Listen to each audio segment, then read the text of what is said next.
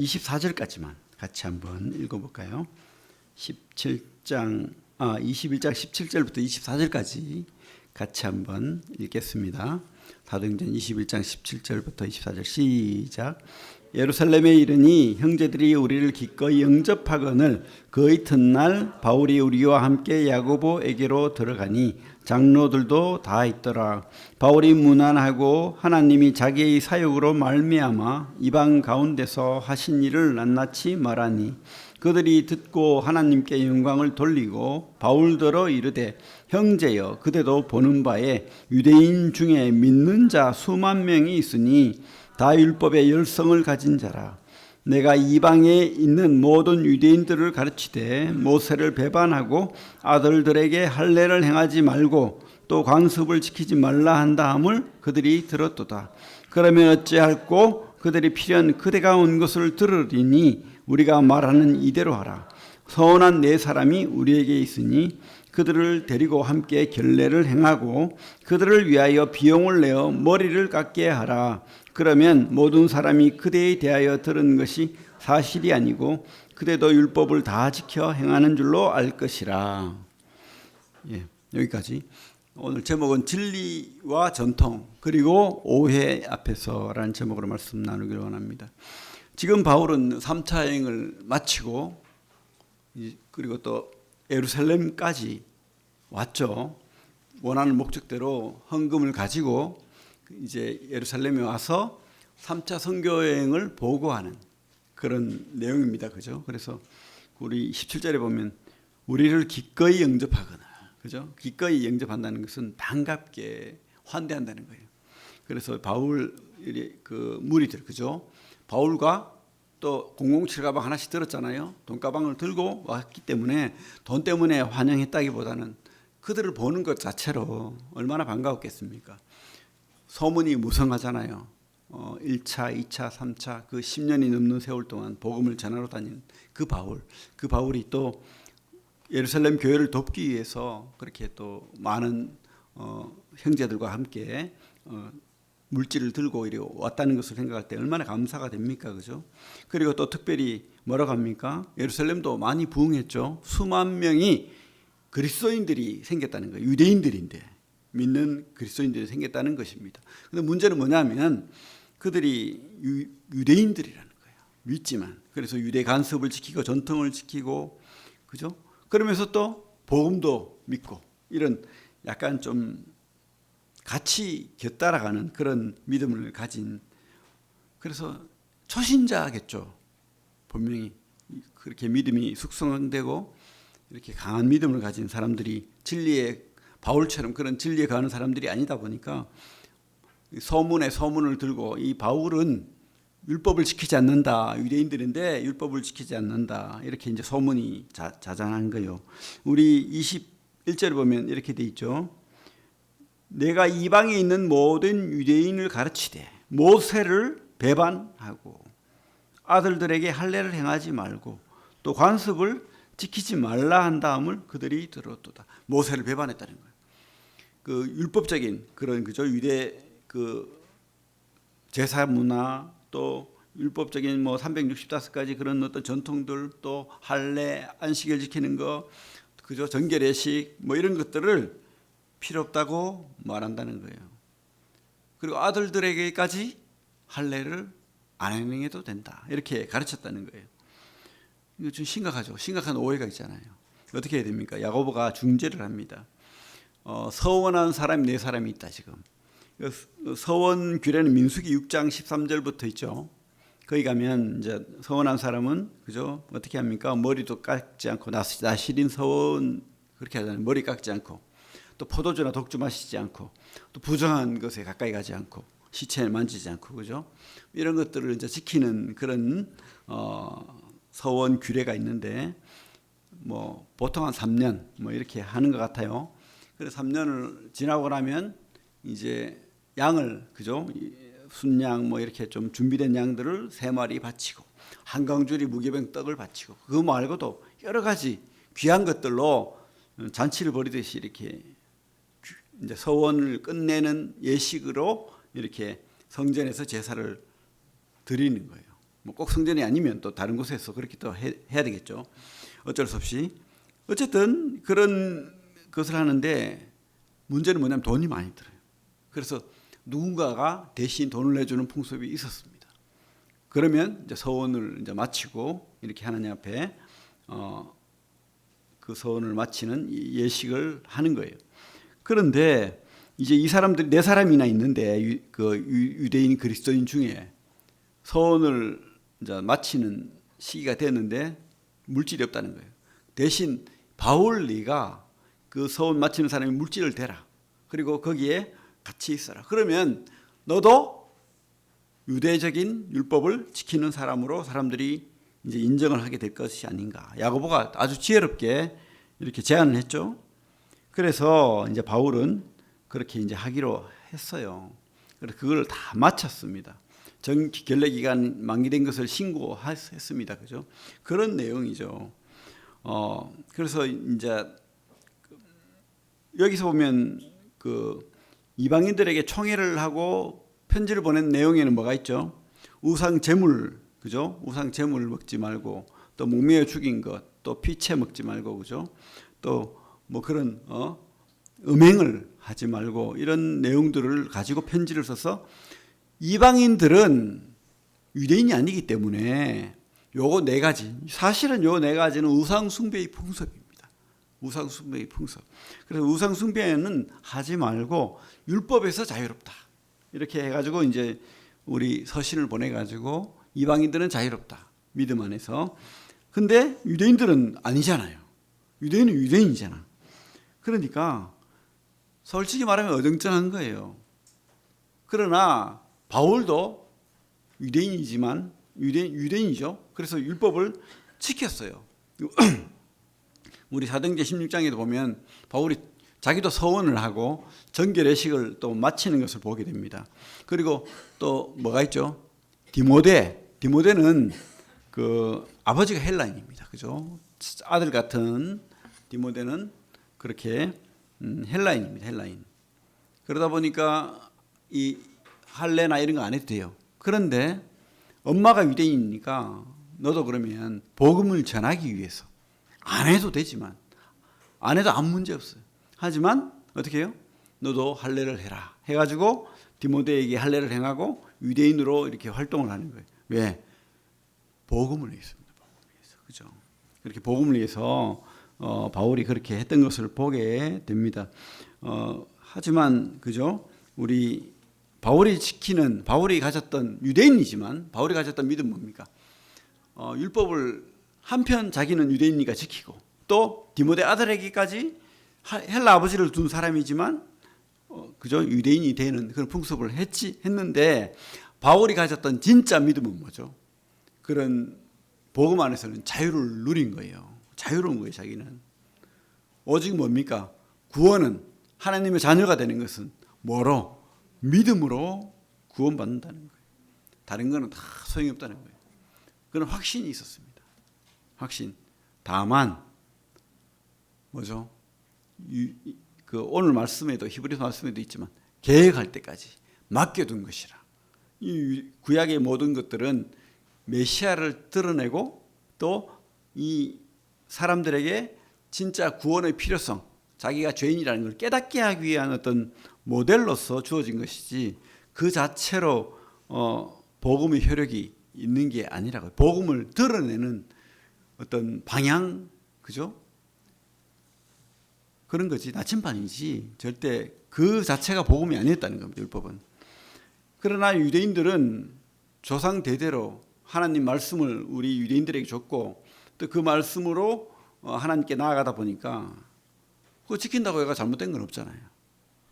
율법이 나쁜 건 아니니까. 그래서 그거를 지켰다는 거예요. 특별히 또 이 말씀 말고도 유대인들이 지킨 게 많아요. 전통들이.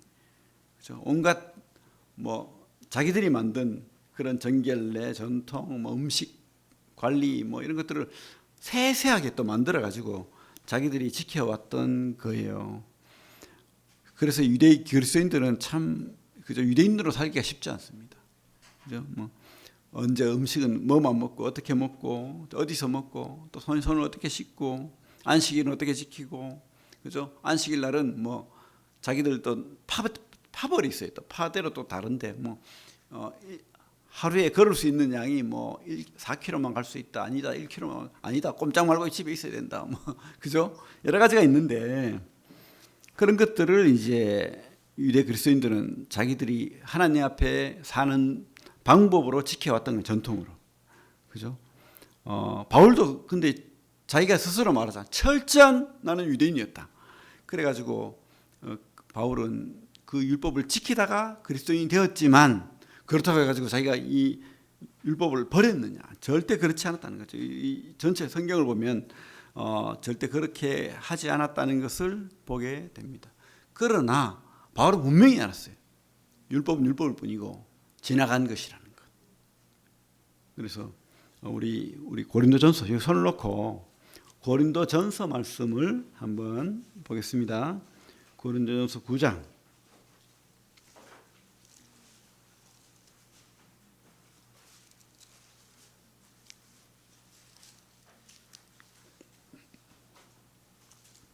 19절부터 23절까지 한번 읽어볼게요. 유대인들의 전통에 대해 생각하면서 고린도전서 9장 19절부터 23절까지 같이 읽겠습니다. 시작. 내가 모든 사람에게서 자유로우나 스스로 모든 사람에게 종이 된 것은 더 많은 사람을 얻고자 함이라. 유대인들에게 내가 유대인과 같이 된 것은 유대인들을 얻고자 함이요 율법 아래 있는 자들에게는 내가 율법 아래 있지 아니하나 율법 아래 있는 자 같이 된 것은 율법 아래 있는 자들을 얻고자 하며 율법 없는 자에게는 내가 하나님께 율법 없는 자가 아니요 도리어 그리스도 율법 아래 있는 자이나 율법 없는 자와 같이 된 것은 율법 없는 자들을 얻고자 함이라. 약한 자들에게 내가 약한 자와 같이 된 것은 약한 자들을 얻고자 하며 내가 여러 사람에게 여러 모습이 된 것은 아무쪼록 몇 사람이라도 구원하고자 함이니 내가 복음을 위하여 모든 것을 행함은 복음에 참여하고자 함이라. 진짜 바울의 진심이 느껴지지 않습니까? 자기는 유대인이지만 율법 지킬 필요가 없다는 걸 알아요. 자유하다는 거예요. 그러나 또 이방인들에게는 자기는 유대인이라는 거예요. 이런 좀 뭔가 좀 이렇게 그죠? 이 말 했다가 저 말 했다 하는 것 같지만 그렇지 않다는 거예요. 뭐 때문에 아무쪼록 몇 사람이라도 구원받게 하기 위해서 주님께 이 사람들을 데려가기 위해서 얻고자 함이라. 이런 분명한 복음에 대한 우선순위를 가지고 있었다는 것을 우리가 보게 됩니다. 이런 복음에 대해서는 타협이 없죠. 그죠? 그러나 이 복음 때문에 다른 모든 것들, 전통들, 뭐 이런 것들은 다 뭐 이런 모습, 저런 모습 다 할 수 있다는 거예요. 그래서 바울은 그죠? 디모데에게 할례도 행할 수 있고 또 심지어 여러 말씀들이 있지만은 고기도 먹을 수도 있고 안 먹을 수도 있고 포도주도 먹을 수도 있고 안 먹을 수도 있고 이런 어떤 모습들을 보이게 됩니다. 진리는 그래서 성경은 분명히 우리에게 가르칩니다. 진리는 고수해야 됩니다. 하지만 비진리적인 부분은 우리가 복음 안에서 고민해야 돼요. 과연 이것을 그죠? 어떻게 적용해야 될지. 그게 융통성이죠. 그래서 이게 참 어려운 거예요. 맞는 말인데 맞는 말이 아닌. 그래서 무엇을 어떻게 살아내야 될지. 참 이런 것들을 통해서 우리가 성경을 어떻게 적용하며 살아야 될지 철저하게 그 성경적인 모습으로 살아야 된다 하지만 우리는 이 시대의 모습, 옷을 입고 있고 이 시대의 풍습을 가지고 있고 이 시대의 문화를 즐기고 있어요. 이걸 다 내버릴 수는 없는 거죠. 그래서 우리는 늘 성경으로 돌아가야 됩니다. 저는 특별히 우리 하나님께서 여러 교단을 둔 이유가 무엇이 옳은가를 찾아내라고 계속해서 그죠? 만약에 가톨릭처럼 모든 교회가 똑같은 그죠? 이런 교회 모습으로 간다면 가톨릭이 잘못 가가지고 다른 복음으로 가버렸잖아요. 그러니까 다 망하는 거예요. 다 망하는 거예요. 근데 우리 개혁교회는 개신교는 얼마나 다행입니까? 이런 모습 저런 모습이 있으니까 서로 거울처럼 비춰보면서 무엇이 옳은가 성경을 또 통해서 고민하고 이런 부분은 합의하고 이런 부분은 좀 다르네 이러면서 무엇이 진짜인지 찾아 나가는 거잖아요.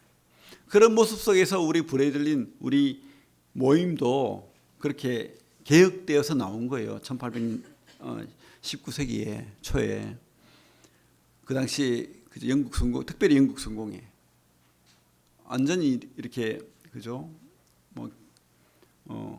성직이 있던 그 문화, 그리고 감리교라든지 또 여러 장로교라든지 이런 어떤 잘못된, 우리가 보기에는 약간의 어떤 오류가 있는 그런 문화를 가지고, 풍습을 가지고, 진리를 가진 부분을 개혁해서 나온 게 우리 불에 들린 모임인 거예요. 그러나 우리가 완벽할 수는 없죠. 우리는 개혁할 필요가 없는 완벽한 교회입니다 라고 말하는 것도 잘못된 거예요. 우리는 끊임없이 고민해야 됩니다. 성경을 통해서 진짜 교회가 무엇인지, 무엇이 옳은지, 그죠? 그래서 바울처럼 진짜 복음 때문에 영혼을 얻고자 하면 과연 무엇이 옳은 선택인지 우리가 살펴봐야 되는 것입니다. 바울의 진심을 우리가 배워야 되겠죠. 진리는 분명합니다. 예수 그리스도의 믿음 때문에 구원받는다. 그러나 전통도 꼭 나쁜 것이 아니다. 그죠? 우리가 그 유대인의 율법이 잘못되었다고 말하는 것은 큰일이죠. 정말 아닌 겁니다. 그죠? 그래서 어떤 사람들은 구약을 읽을 필요가 없어. 끝났어, 이제. 신약 시대이기 때문에 신약만 읽어야 돼. 이렇게 말하는 이단들도 있었다는 거예요.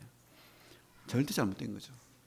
구약의 모든 하나님이 주신 말씀은 바로 우리에게 교훈으로 주신 겁니다. 그래서 우리가 성경은 다 귀한 거예요. 그래서 우리가 이 시대의 진리를 우리가 분별하고 또 어떻게 주님 앞에 살아내야 될지 알게 하기 위해서는 성경을 또 묻고 공부하고 묵상하고 기도하고 그렇게 해야 되겠죠. 하나님께 물어야 됩니다. 그죠? 그리고 마지막으로 우리가 오해에 대해서 이야기를 해야 됩니다. 바울은 지금 큰 오해를 받고 있죠. 맞죠? 율법을 지키자. 유대인인데 할례도 행하지 말라고 하는, 자식들한테 할례도 하면 안 된다. 이런 오해를 받고 있습니다. 어떤 알파 에머슨이라는 사람이 이런 말을 했어요. 위대하게 된다는 것은 오해를 받는 것이다. 위대한 일을 한다는 것은 오해받는 일을 한다는 거예요. 그죠? 앞에서, 우리 교회도 그래요. 이 참 맞는 말인 것 같아요. 앞에서 교회를 위해서 섬기고 하다 보면 눈에 띄어요. 그러면 제일 많은 허점이 보입니다. 여기에 묻었다, 머리에 묻었다, 그죠? 그러면서 그림가리가 이상하네, 잘못 가고 있다.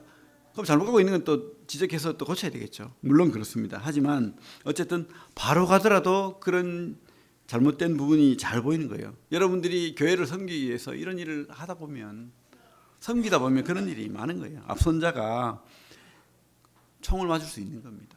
또 오해를 받을 수 있고 구설수를 얻을 수도 있습니다. 그럴 때 여러분들이 그런 일을 당할 때 절대 감정적으로만 하면 안 돼요. 그 자리에서 내가 다 바로 내겠다. 잘못된 거예요. 그죠? 중심을 가져야 돼요. 중심을. 그리고 진리가 무엇인지 고민해야 됩니다. 그리고 믿음이 무엇인지, 그리고 무엇보다도 하나님이 준 사명, 목적이 무엇인지를 우리가 그죠? 분명히 알고 가야 돼요. 그러면 흔들리지 않습니다. 사람들은 다 이렇게 연약한 겁니다. 불안한 거예요. 어떤 사람도, 어떤 위대한 사람도 부족하고 연약하고 불안한 거예요. 그러나 우리가 흔들리지 않고 갈 수 있는 길은 주님이 준 목적, 사명, 그죠? 그 길, 진리의 길, 그게 우리에게 분명하다면 그 길로 가는 거예요. 감정에 흔들리지 않고. 감정 때문에 일을 망칠 수 있거든요. 저에게도 하는 말이지만 여러분들에게도 해당되는 겁니다. 그래서 여러분들은 다 하나님의 은사가 있고 사명을 받은 자입니다. 그래서 그 일을 하실 때에 혹 누가 이 말하고 저 말하고, 그죠? 혹 누가, 그죠? 잘못된 오해를 하고 바울처럼 이런 오해를 크게 받고 이럴지라도 거기에 너무 흔들려 가지고, 그죠? 그 길을 가지 않는다든지 딴 길로 간다든지 뒤로 물러간다든지 이런 일이 절대 없기를 바랍니다. 끝까지 주님이 준 그 사명 감당하시고 가시길 바라요. 성경의 인물들 보면 하나같이 다 그런 오해를 많이 받았어요. 노아는 어떻습니까? 노아는 하나님으로부터 홍수 심판의 경고를 받고, 그죠? 노아 방주를 만들었어요. 몇 년인가 만들었다고 돼 있죠. 100년입니다. 1년 다니고 2년 다니고 10년 다니고. 그 산에 가서 비도 안 오는데 뭐 배를 만든대요. 그러면서 뚝딱뚝딱 거리고 있어요. 그러니까 뭐라고 했겠죠, 사람들이. 저 미친 노인네, 정신없는 노인네, 뭐 하는 거야 지금. 저기 저 동네 가면 미친 노인네 하나가 뭔가를 만들고 있어. 그러면서 구경 와가지고 낄낄거리고 그전 조롱하고 그랬지 않을까요? 왜냐하면 구원받은 사람이 노아와 그 가족밖에 없잖아요. 8명. 그죠? 얼마나 힘든 세월이었겠습니까? 조롱받는 세월이. 우리는 그래도 여러분들 우리 교회 식구만 해도 8명은 넘잖아요. 그죠? 다들 조롱해도 여러분 실망하지 마십시오. 끝까지 사명 감당하는 성도들이 되기를 바랍니다. 모세는 어떻습니까? 왕자입니다. 왕자.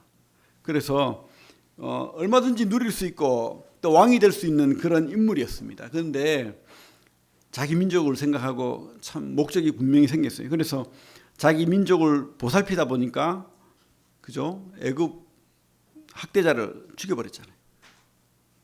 근데 그게 오히려 자기 민족의 그 사람들이 모세를 인정하지 않는 거예요.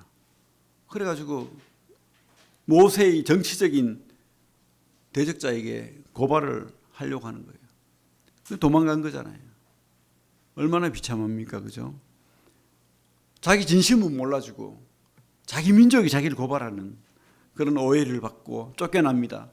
그래서 또 40년을 광야에서 양이나 치는, 말도 한마디 붙일 수 없는, 아무도 없는 그 광야에서 양이나 치는 노인네로 80까지 늙어가요. 그래서 스스로 뭐라고 하죠? 자기를. 나는 실패자야. 말도 할 줄도 모르고 이제 다 잊어버렸어. 옛날에 그 왕자로서 배웠던 여러 가지 학문, 지식, 능력 다 사라진 거예요. 이제 힘없는 노인네가 된 겁니다. 그죠? 사람들로 오해받았고 또 자기 스스로도 자기를 오해하는 거예요. 그렇게 나는 다 연약한 아무것도 없는 실패자일 뿐이다. 그러나 하나님께서 그 사람 들어 쓰는 겁니다. 요셉은 꿈꾸는 자. 그래가지고 물론 요셉이 좀 10대다 보니까 중2병이 걸려가지고, 그죠? 막 이렇게 자랑하고 그게 잘못된 거예요. 하지만 그 꿈은 하나님이 준 꿈이잖아요. 철이 없을 뿐이지. 근데 형들의 그 시기, 질투와 오해를 받아가지고 어떻게 했습니까? 죽을 뻔하다가 노예로 팔려가는. 그러나 그런 요셉을 하나님이 들어서 어떻게 해요? 이 유대 나라를 만드는 그런 큰 도구로 이렇게 사용하게 된 겁니다. 우리도 이런 오해를 받을 수 있죠. 그죠? 평탄한 삶을 살면 너무 좋겠죠. 하지만 살다 보면 이런 오해가 생깁니다. 그런데 진짜 우리가 오해를 받더라도 이게 우리가 생각해야 됩니다. 위대함의 대가다. 아까도 말했지만 오해를 받는 것이 바로 위대함의 증거입니다. 여러분 잘하고 있다는 증거예요. 일하고 있다는 증거예요. 그렇기 때문에 견디고 지나가야 되는 겁니다. 바울이 받은 오해는 뭐죠? 우리 사도행전 21장 27절을 볼게요. 27절부터 29절 같이 한번 읽어볼게요. 사도행전 21장 27절에서 29절 시작. 그 이래가 거의 참에 아시아로부터 온 유대인들이 성전에서 바울을 보고 모든 무리를 충동하여 그를 붙들고 외치되 이스라엘 사람들아 도우라. 이 사람은 각처에서 우리 백성과 율법과 이것을 비방하여 모든 사람을 가르치는 그 자인데 또 헬라인을 데리고 성전에 들어가서 이 거룩한 것을 더럽혔나니 이는 그들이 전에 에베소 사람 드로비모가 바울과 함께 시내에 있음을 보고 바울이 그를 성전에 데리고 들어간 줄로 생각함이라. 유대인들은 성전이 있는데 지성소가 있고 성소가 있죠. 지성소는 대제사장만이 1년에 한 번 들어갑니다. 그죠? 다른 사람 들어가면 죽습니다. 그죠? 그리고 이 성소 밖에는 유대인 남자들이 들어갈 수 있는 곳, 그리고 유대인 여자들이 들어갈 수 있는 것, 그리고 이방인들이 들어갈 수 있는 것이 딱 구분되어 있습니다. 그리고 이 이방인들이 들어갈 수 있는 곳에는 큰 담이 있어요. 그래서 헬라 말로, 라틴 말로 이렇게 적혀 있습니다. 이것을 넘어가면 죽는다. 그래서 큰 담으로 이렇게 막아놨어요. 근데 지금 이 바울이 주로 이방인들하고 같이 있잖아. 그러면서 거리에서 보니까 그 드로비모라는 사람하고 많이 다니더라는 거예요. 에베소 사람 드로비모하고 헬라인 사람인데, 근데 이 바울이 지금 성전에 들어와 있거든. 이 누군가 막 소리쳤겠죠. 이 바울이 지금 헬라인을 데리고 들어왔다. 그래가지고 난리가 난 거예요. 그래가지고 바울의 멱살을 잡고 두드려 패기 시작합니다. 끌어냅니다. 밖으로, 성전 밖으로. 근데 이게 작은 소동이 아니었던 것 같아요. 주로 이제 그 밖에서는 이 6월절, 그죠? 오순절, 초막절 때는 많은 사람들이 모이기 때문에 로마의 천부장, 백부장들이 망대를 세워가지고 거기서 지킵니다. 소동이 일어나면 천부장이건 백부장이건 쫓겨납니다. 잘못하면 죽을 수도 있어요. 황제한테. 왜? 치안을 잘못했다고. 그래서 열심히 지키고 있는데 소동이 난 거예요. 난리가 난 거예요. 막 유대인들이 어떤 바울이라는 사람 붙들고 때려 패고 끌고 막 많은 사람들이 소리 지르고 난리가 난 거예요. 그래서 천부장이 그것을 이제 못하게 하고 바울을 끌고 가는 그런 내용이죠, 그죠? 엄청난 고통과 핍박을 받은 거예요. 오해를 받고. 이런 오해와 고난이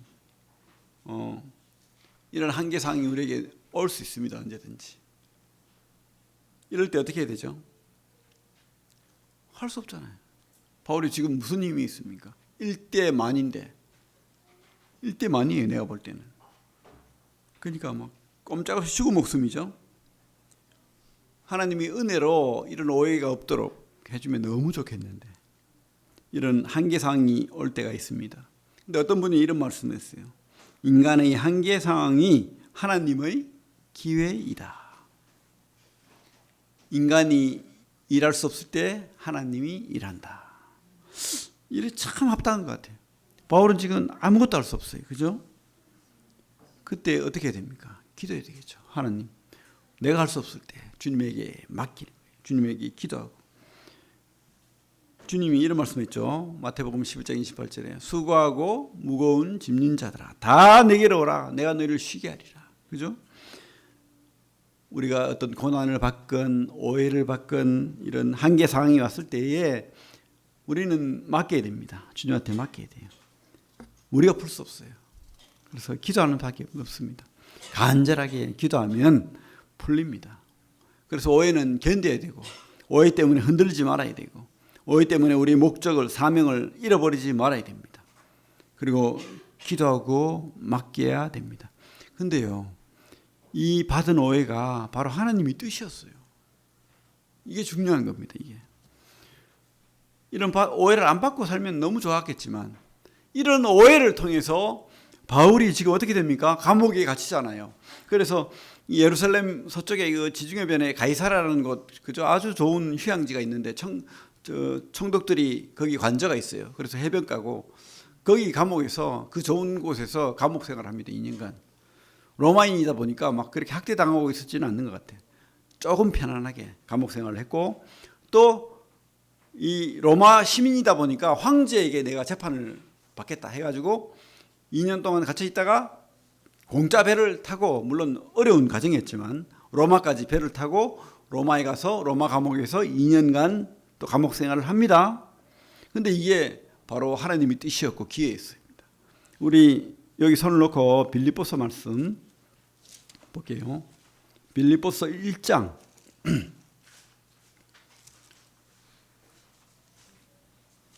12절부터 14절 같이 한번 읽어볼게요.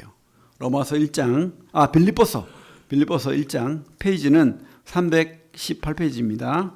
1장 12절부터 14절까지 같이 읽어보겠습니다. 시작. 형제들아, 내가 당한 일이 도리어 복음 전파의 진전이 된 줄을 너희가 알기를 원하노라. 이러므로 나의 매임이 그리스도 안에서 모든 시위대 안과 그 밖의 모든 사람에게 나타났으니 형제 중 다수가 나의 매임으로 말미암아 주 안에서 신뢰함으로 겁없이 하나님의 말씀을 더욱 담대히 전하게 되었느니라.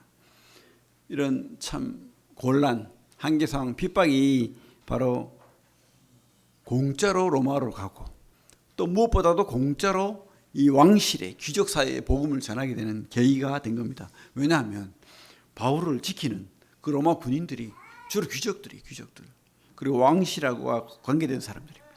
그러다 보니까 그들이 6시간씩 근무를 하고 교대를 하는데 꼼짝없이 같이 쇠사슬에 이렇게 묶어놓거든요.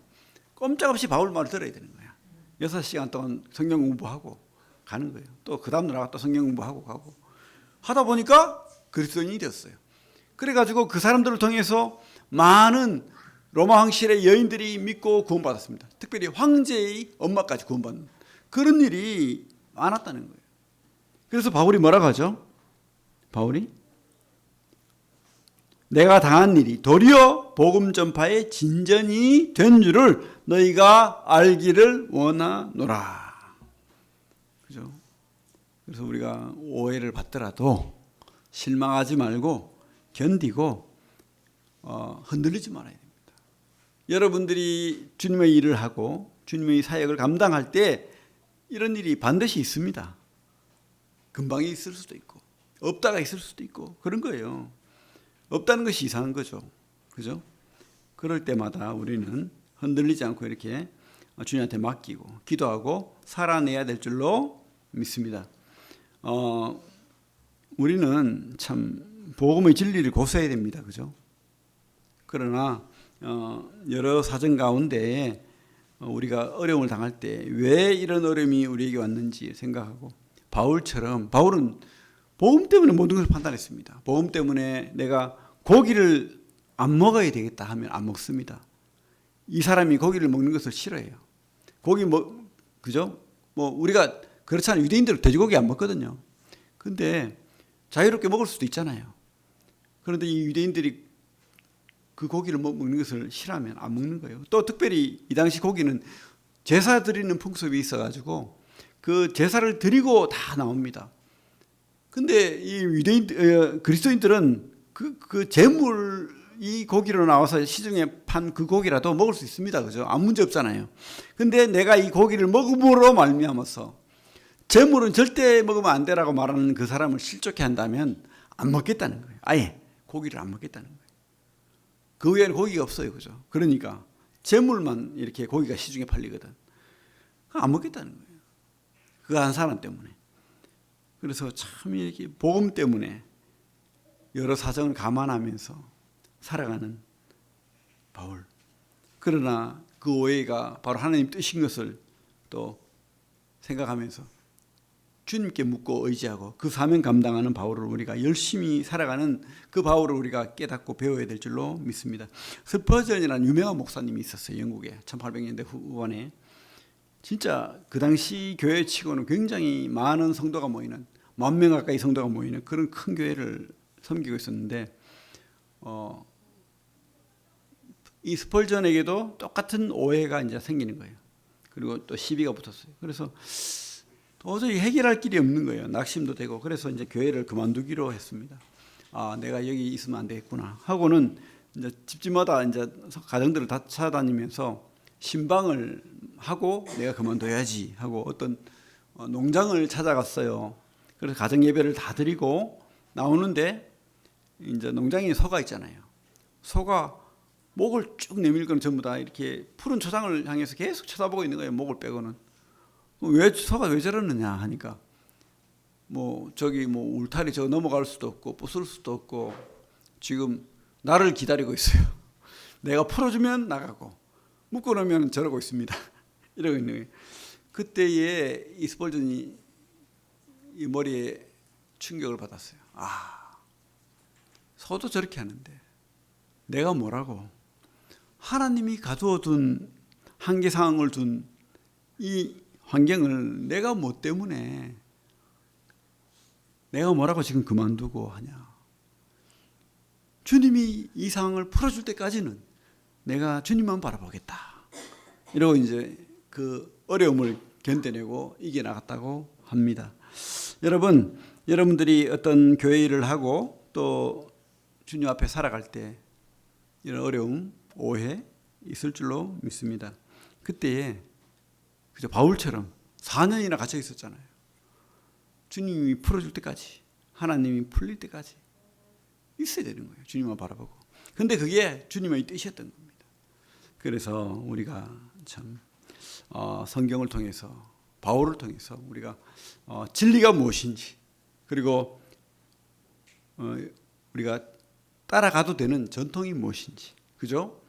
전통이 다 나쁜 거 아닙니다. 절대 오해하면 안 돼요. 사람이 만든 것이라고 해가지고 성경이 모든 것을 다 이렇게 세세하게 가르쳐 주지 않잖아요. 그러면 인간들이 생각해서 성경적이면 또 이렇게 할 수도 있고 저렇게 할 수 있는 거예요. 그런 전통들은 무시하라는 뜻이 아닙니다. 하지만 또 하나님 뜻이 아닐 수도 있고 일 수도 있으니까 우리가 분별하는 능력은 가져야 되겠죠. 그리고 하나님의 일을 해나갈 때 오해받을 수 있습니다.